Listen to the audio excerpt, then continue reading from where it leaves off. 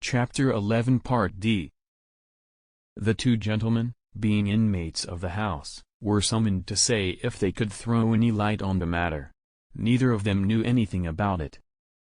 Had they heard any suspicious noises during the previous night?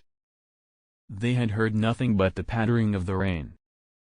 Had I, lying awake longer than either of them, heard nothing either? Nothing. Released from examination, Mr. Franklin, still sticking to the helpless view of our difficulty, whispered to me, "That man will be of no earthly use to us. Superintendent Seagrave is an ass." Released in his turn, Mr. Godfrey whispered to me, evidently a most competent person, "Betteridge, I have the greatest faith in him. Many men, many opinions, as one of the ancients said, before my time." Mr. Superintendent's next proceeding took him back to the boudoir again, with my daughter and me at his heels.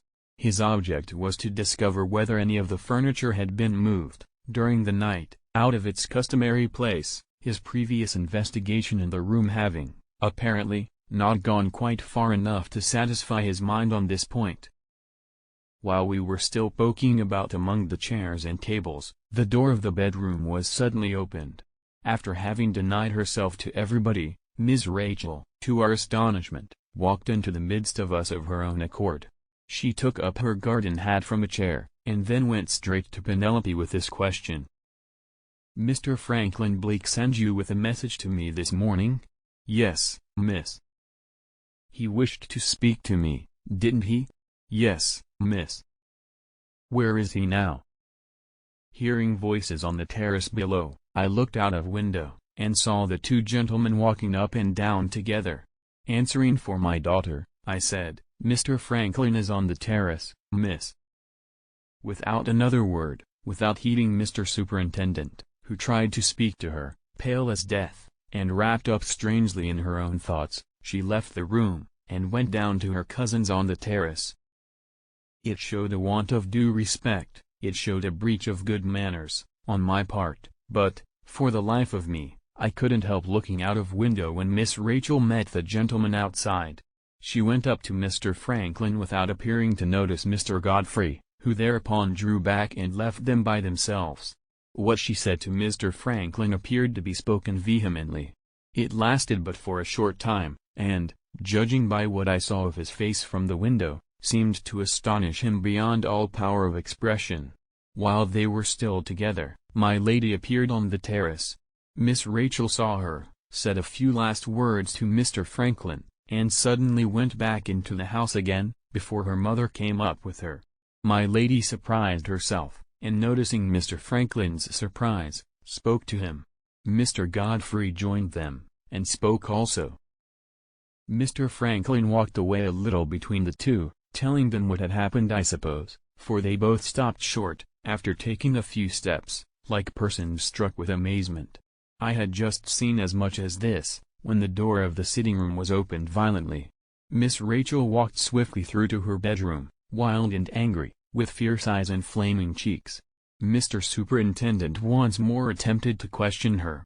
She turned round on him at her bedroom door. "I have not sent for you," she cried out vehemently. "I don't want you. My diamond is lost. Neither you nor anybody else will ever find it." With those words she went in, and locked the door in our faces. Penelope, standing nearest to it, heard her burst out crying the moment she was alone again. In a rage, one moment, in tears, the next. What did it mean? I told the superintendent it meant that Miss Rachel's temper was upset by the loss of her jewel. Being anxious for the honor of the family, it distressed me to see my young lady forget herself, even with a police officer, and I made the best excuse I could, accordingly. In my own private mind I was more puzzled by Miss Rachel's extraordinary language and conduct than words can tell. Taking what she had said at her bedroom door as a guide to guess by, I could only conclude that she was mortally offended by our sending for the police, and that Mr. Franklin's astonishment on the terrace was caused by her having expressed herself to him, as the person chiefly instrumental in fetching the police, to that effect. If this guess was right, why, having lost her diamond, should she object to the presence in the house of the very people whose business it was to recover it for her? And how, in heaven's name, could she know that the Moonstone would never be found again? As things stood, at present, no answer to those questions was to be hoped for from anybody in the house. Mr. Franklin appeared to think it a point of honor to forbear repeating to a servant, even to so old a servant as I was, what Miss Rachel had said to him on the terrace. Mr. Godfrey, who, as a gentleman and a relative, had been probably admitted into Mr. Franklin's confidence, respected that confidence as he was bound to do. My lady, who was also in the secret no doubt, and who alone had access to Miss Rachel, owned openly that she could make nothing of her. "You madden me when you talk of the diamond." All her mother's influence failed to extract from her a word more than that. Here we were, then, at a deadlock about Miss Rachel, and at a deadlock about the Moonstone. In the first case, my lady was powerless to help us. In the second, as you shall presently judge, Mr. Seagrave was fast approaching the condition of a superintendent at his wits' end. Having ferreted about all over the boudoir, without making any discoveries among the furniture, our experienced officer applied to me to know whether the servants in general were or were not acquainted with the place in which the diamond had been put for the night. "I knew where it was put, sir," I said, to begin with. Samuel, the footman, knew also, for he was present in the hall, when they were talking about where the diamond was to be kept that night. My daughter knew, as she has already told you. She or Samuel may have mentioned the thing to the other servants, or the other servants may have heard the talk for themselves, through the side door of the hall, which might have been open to the back staircase. For all I can tell, everybody in the house may have known where the jewel was, last night. My answer presenting rather a wide field for Mr. Superintendent's suspicions to range over, he tried to narrow it by asking about the servants' characters next. I thought directly of Rosanna Spearman.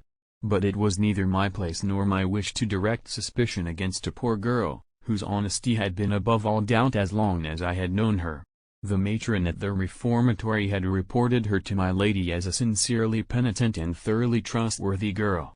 It was the superintendent's business to discover reason for suspecting her first, and then, and not till then, it would be my duty to tell him how she came into my lady's service.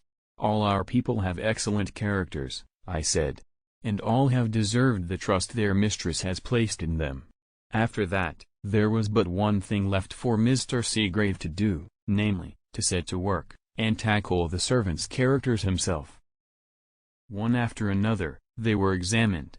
One after another, they proved to have nothing to say, and said it, so far as the women were concerned, at great length, and with a very angry sense of the embargo laid on their bedrooms. The rest of them being sent back to their places downstairs, Penelope was then summoned, and examined separately a second time.